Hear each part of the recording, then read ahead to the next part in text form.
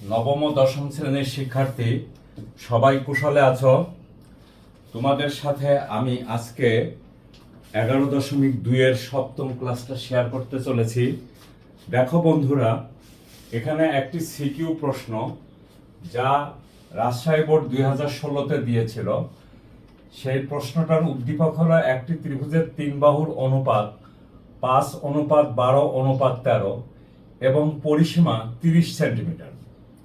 ক প্রশ্নটা হলো ত্রিভুজটি অঙ্কন করো এবং কোণ ভেদে ত্রিভুজটি কি ধরনের তা লিখো।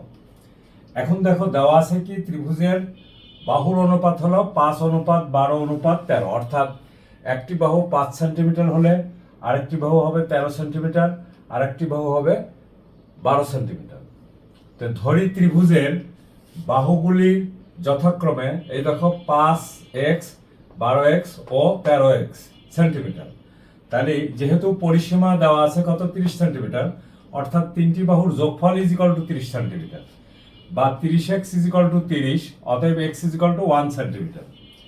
অতএব বাহুগুলি যথাক্রমে 5 সেন্টিমিটার, 13 সেন্টিমিটার, 12 সেন্টিমিটার ও 13 সেন্টিমিটার। এখন দেখো আমাকে বলছে ত্রিভুজটি অঙ্কন করো। তা আমি যে কোনো বাহু বিসি সমান 12 সেন্টিমিটার নিই এবং বি বিন্দুকে কেন্দ্র করে 5 সেন্টিমিটারের সমান ব্যাসার্ধ নিয়ে একটা বৃত্তচাপ অঙ্কন করলাম এখানে। আবার সিকে কেন্দ্র করে 13 সেন্টিমিটারের সমান ব্যাসার্ধ নিয়ে আরেকটা বৃত্তচাপ অঙ্কন করলাম। এই চাপ দুটি এ বিন্দুতে ছেদ করলো। এখন দেখো এ বি ও এসি যোগ করি। তাহলে আমাদের এখানে বলছে ত্রিভুজটি কি ধরনের ত্রিভুজ, তাই না? এখানে বলছে ত্রিভুজটি কি ধরনের। তাহলে আমরা এখানে লক্ষ্য করতেছি যে ত্রিভুজের সবচেয়ে ছোট দুটো বাহুর যোগফল হলো 5 আর 12, তাহলে হলো কত 17। তৃতীয় বাহু থেকে বড়, অতএব এটা ত্রিভুজ গঠন করা যায়। আচ্ছা দেখো তো এ বি স্কয়ার সমান কত? 5 স্কয়ার সমান হলো 25, বিসি স্কয়ার সমান হলো 12 স্কয়ার সমান হলো কত? দেখো 144। এখন A B square R BC square যোগ করে দেখি কত হয়, 169। আবার এসি স্কয়ার সমান হলো 13 স্কয়ার সমান হলো কত? 169। অতএব এটি একটি সমকোণী ত্রিভুজ। অতএব এবিসি ত্রিভুজটি কি ধরনের ত্রিভুজ? সমকোণী ত্রিভুজ। ক্লিয়ার বুঝছো বন্ধুরা? এরপরে দেখো বৃহত্তর বাহুকে দৈর্ঘ্য এবং ক্ষুদ্রতর বাহুকে প্রস্থ ধরে অঙ্কিত আয়তক্ষেত্রের কর্ণের সমান বাহু বিশিষ্ট বর্গের ক্ষেত্রফল নির্ণয় করো। অর্থাৎ এখানে দাঁড়াচ্ছে বৃহত্তর বাহু কত? এসি আর ক্ষুদ্রতর বাহু কত? এবি। তাহলে বৃহত্তর বাহুকে যে আয়তক্ষেত্রটা হবে তার দৈর্ঘ্য হলো এসি এবং প্রস্থ হলো এবি। এই দেখো আমরা এখানে লিখেছি এডি = 13 সেন্টিমিটার, বিসি = 13 সেন্টিমিটার, এবি সমান ডিসি সমান এই যে 5 সেন্টিমিটার। তাহলে ক হতে পাই বৃহত্তর বাহুর দৈর্ঘ্য 13 সেন্টিমিটার = আয়তক্ষেত্রের দৈর্ঘ্য এবং ক্ষুদ্রতর বাহুর দৈর্ঘ্য সমান 5 সেন্টিমিটার সমান আয়তক্ষেত্রের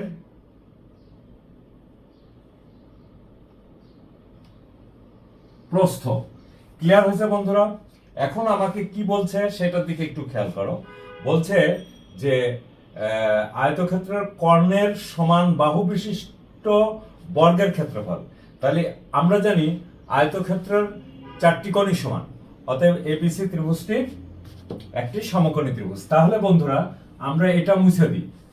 এটা মুছে দিলেই আমাদের দেখো অনেক জায়গা হয়ে যাচ্ছে। তাহলে আমরা জানি কি জানি বন্ধুরা? আমরা জানি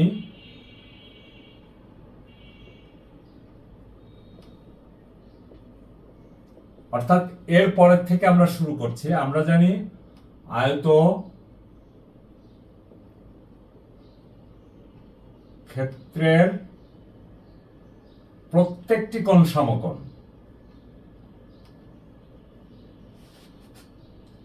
কোণ সমকোণ। তাহলে দেখো তো বন্ধুরা আমরা তো এসি যোগ করেছি, তাই না? মানে কর্ণ, আয়তক্ষেত্রের কর্ণ কত? অতএব এসি, এসিটা কি দেখো তো, আয়তক্ষেত্রটির কর্ণ। এসি আয়ত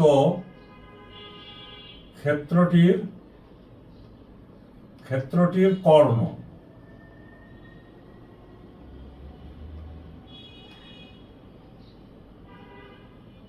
ক্ষেত্রটির কর্ণ। অতএব এ বি সি কোণ সমান হলো 90 ডিগ্রি। অতএব এ বি সি একটি সমকোণী ত্রিভুজ।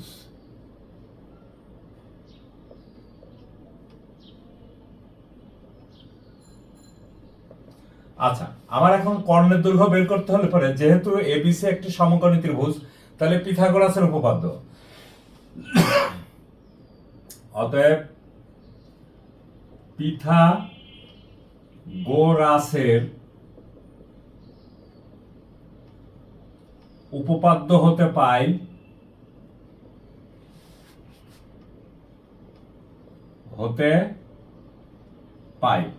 কি পাই দেখো তো বন্ধুরা, AC square is equal to AB square যোগ বিসি স্কোয়ার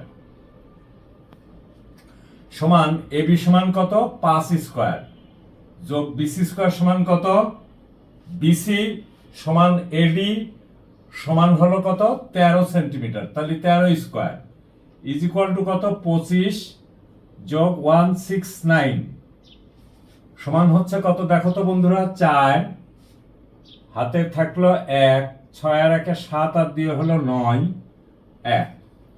অতএব এসিটা হলো কত 194 এত সেন্টিমিটার। এখন দেখো বন্ধুরা আমাদের কি বলছে, আয়তক্ষেত্রের কর্ণের সমান বাহু বিশিষ্ট বর্গের ক্ষেত্রফল। অতএব বর্গক্ষেত্রের প্রতিবাহুর দৈর্ঘ্য, অতএব বর্গ ক্ষেত্রের প্রতিবাহুর দৈর্ঘ্য কত, দৈর্ঘ্য সমান 194 এত সেন্টিমিটার। আচ্ছা দেখো বন্ধুরা আমাদের কি চাচ্ছে, যে কর্ণের সমান বাহু বিশিষ্ট বর্গের ক্ষেত্রফল নির্ণয় করো। তাহলে আমরা জানি বর্গক্ষেত্র একটি সামান্তরিক এবং যার 4টি বাহুই সমান এবং প্রত্যেকটি কোণ সমকোণ। অতএব বর্গক্ষেত্রের ক্ষেত্রফল কত, বাহু স্কয়ার, তাই না? অতএব বর্গক্ষেত্রের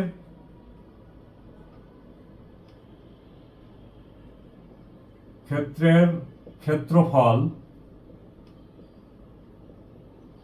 বর্গক্ষেত্রের প্রতিবাহুর দৈর্ঘ্য পেলাম কত 194 এত সেন্টিমিটার, ক্ষেত্রফল হলো কত বাহু স্কয়ার এত বর্গ সেন্টিমিটার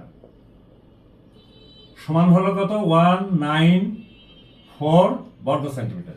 দেখো বন্ধুরা আমরা ক্লিয়ার ভাবে জিনিসটা বুঝতে পারলাম কিনা, এটি হলো আমাদের প্রথম প্রশ্ন, যে আমরা পরিষ্কারভাবে বুঝতে পারলাম কি না। তারপরে দেখো বন্ধুরা, যেহেতু এটা বইয়েরই গাণিতিক সমস্যা, বইয়ের তোমার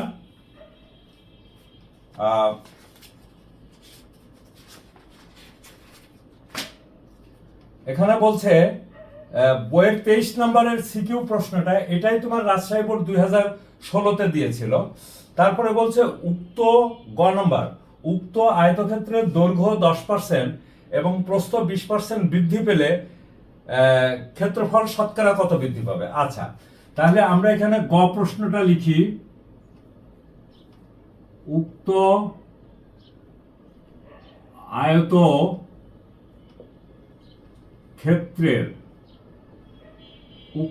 আয়তক্ষেত্রের কি বলছে বন্ধুরা, উক্ত আয়তক্ষেত্রের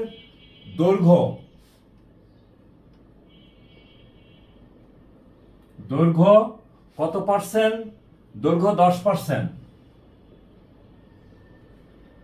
দৈর্ঘ্য 10% এবং প্রস্থ 20% বৃদ্ধি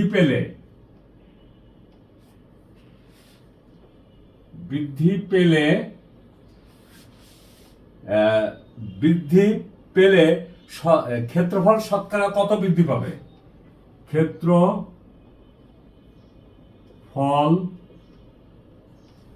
শতকরা কত বৃদ্ধি পাবে? আচ্ছা বন্ধুরা, এখানে খেয়াল করো, আয়তক্ষেত্রের দৈর্ঘ্য 10% এবং প্রস্থ 20%। তাহলে আয়তক্ষেত্রের দৈর্ঘ্য এবং প্রস্থ কোথা থেকে পেয়েছি? খ থেকে পেয়েছি। তাহলে খ হতে পাই আয়তক্ষেত্রের দৈর্ঘ্য কত এবং প্রস্থ কত? উত্তর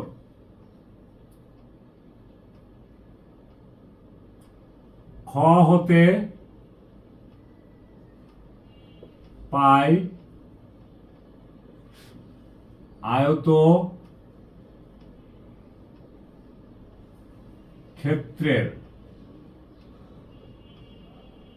আয়তক্ষেত্রের দৈর্ঘ্য 13 সেন্টিমিটার এবং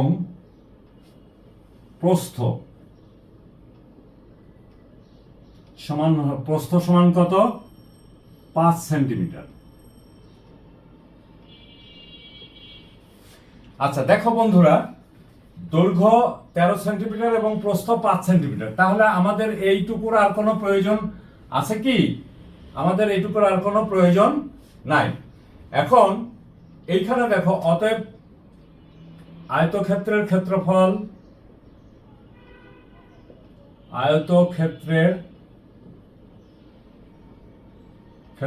কত বন্ধুরা? ক্ষেত্রফল সমান দৈর্ঘ্য গুণন প্রস্থ সমান হলো 13 সেন্টিমিটার গুণন 5 সেন্টিমিটার সমান হলো 65 বর্গ সেন্টিমিটার। আচ্ছা দেখো, আমার এখানে ক্ষেত্রফল বৃদ্ধি পাচ্ছে কত? তাহলে আয়তক্ষেত্রের দৈর্ঘ্য বৃদ্ধি পায় 10%। দৈর্ঘ্য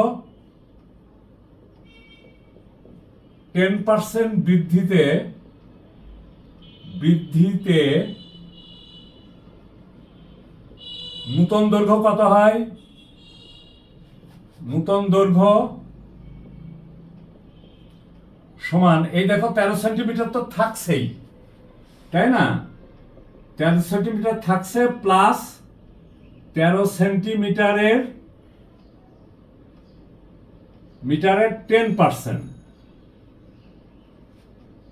সমান হলো কত? এই দেখো 13 সেন্টিমিটার যোগ 13 গুণ 10 ভাগ হলো 100। তাহলে দেখো, এইটা আর এটা কেটে গেল, হলো থাকলো কত? 10। 13 ভাগ 10 মানে 1.4। তাহলে 1.4 এর সাথে যোগ করলে কত হচ্ছে? 14.3 সেন্টিমিটার। আচ্ছা, এরপরে দেখো প্রস্থ কত পার্সেন্ট বৃদ্ধি পাচ্ছে? প্রস্থ বৃদ্ধি পাচ্ছে 20%। তাহলে প্রস্থ 20% বৃদ্ধিতে নূতন প্রস্থ কত হয় বন্ধুরা? আমি একটা কাজ করি, এটা আরেকটু নিচে লিখি। প্রস্থ 20% বৃদ্ধিতে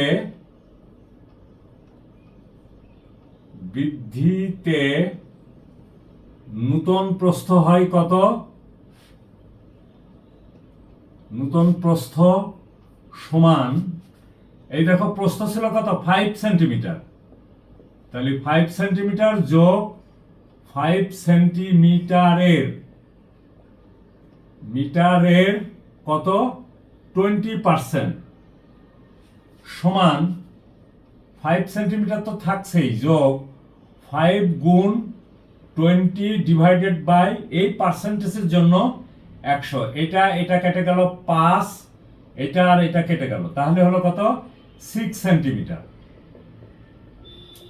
আচ্ছা, এখন নূতন আয়তক্ষেত্রের ক্ষেত্রফল কত? অতএব নূতন আয়তক্ষেত্রের ক্ষেত্রফল,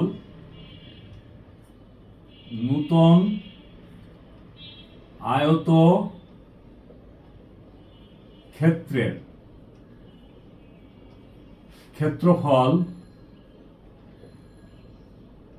সমান, দেখো দৈর্ঘ্য গুণ প্রস্থ, এইটা হলো দৈর্ঘ্য আর এটা হলো প্রস্থ, সমান হলো কত? দৈর্ঘ্য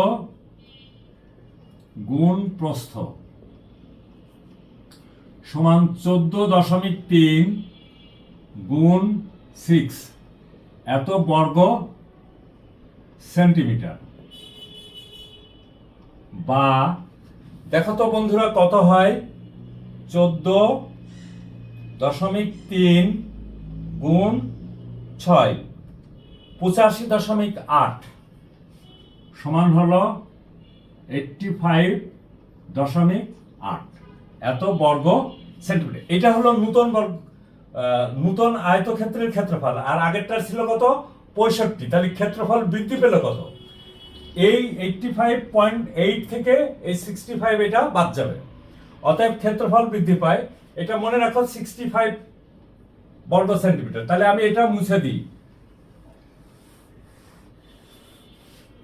অতএব ক্ষেত্রফল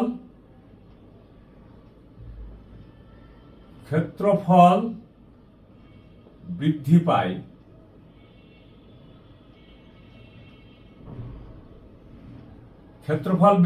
দেখো 85.8 মাইনাস 65, এত বর্গ সেন্টিমিটার। বা দেখো 802 এত বর্গ সেন্টিমিটার। তাহলে দেখো তো বন্ধুরা, আমরা যতটুকু করলাম এই পর্যন্ত তোমরা বুঝতে পারলে কিনা, বা তোমাদের কোনো সমস্যা হলো কিনা? তাহলে আমাদের ক্ষেত্রফলটা বৃদ্ধি পেল কত? 20.8 বর্গ সেন্টিমিটার। তাহলে এখন দেখো, এই যে ক্ষেত্রফল এত বাড়লো, কত বর্গ সেন্টিমিটার? তাহলে এত বর্গ সেন্টিমিটারে। তাহলে আমরা নিচের এটুকু মুছে দিই।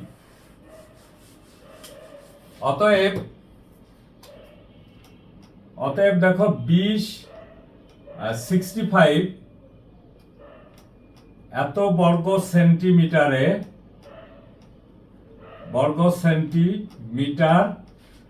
ক্ষেত্রফল, এত বর্গ সেন্টিমিটারে ক্ষেত্রফল বৃদ্ধি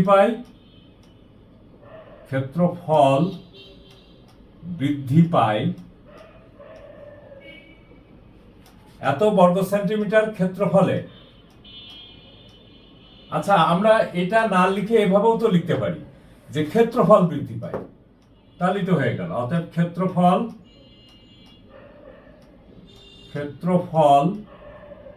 বৃদ্ধি পায়। কতটুকু পাই বন্ধুরা?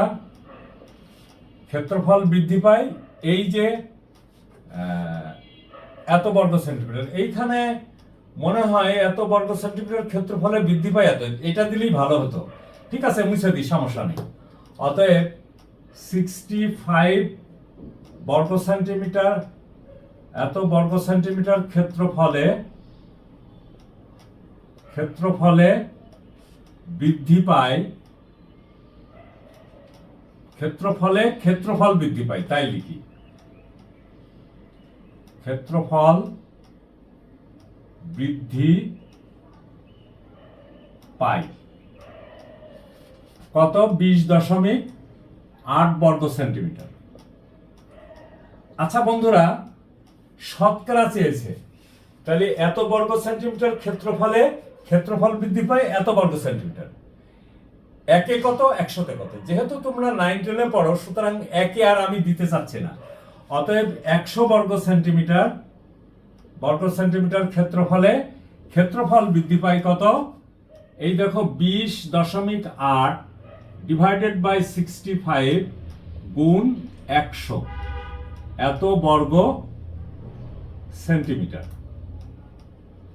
বা আমরা এখন এখানে ক্যালকুলেটর দিয়ে একটু ক্যালকুলেশন করি, তাহলে দেখো 20.8 গুণ 100 divided by 65 is equal to 32 এত বর্গ সেন্টিমিটার।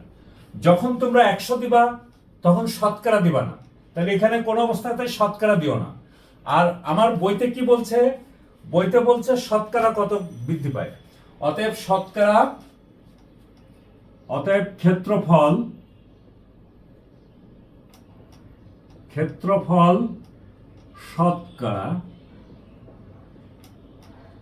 শতকরা বৃদ্ধি পায়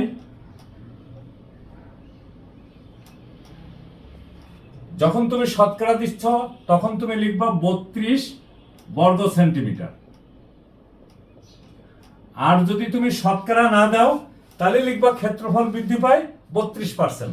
অথবা আমি এটাও লিখে দিচ্ছি, অথবা দুটোর যে কোনো একটা লিখলেই হবে, অথবা ক্ষেত্রফল বৃদ্ধি পায়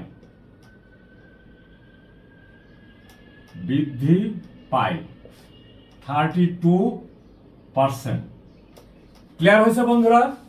দুটো উত্তরের যে কোনো একটা লিখলেই চলবে, তবে তোমরা বুঝতে হবে শতকরা চাইলে পার্সেন্টেজ দেবে না, আর ক্ষেত্রফল বৃদ্ধি করলে বর্গ সেন্টিমিটার দেবে না। থ্যাংক ইউ বন্ধুরা, তোমরা অঙ্কটা ভালো করে বোঝার চেষ্টা করবে। প্রথমেই আমি চেষ্টা করেছি তোমাদের বোঝানোর জন্য। বুঝবে, বুঝার পরে কি করবে বন্ধুরা, বুঝার পরে অবশ্যই তুমি অনুশীলন করবে। তুমি যত অনুশীলন করবে তত তুমি পাকা হবে।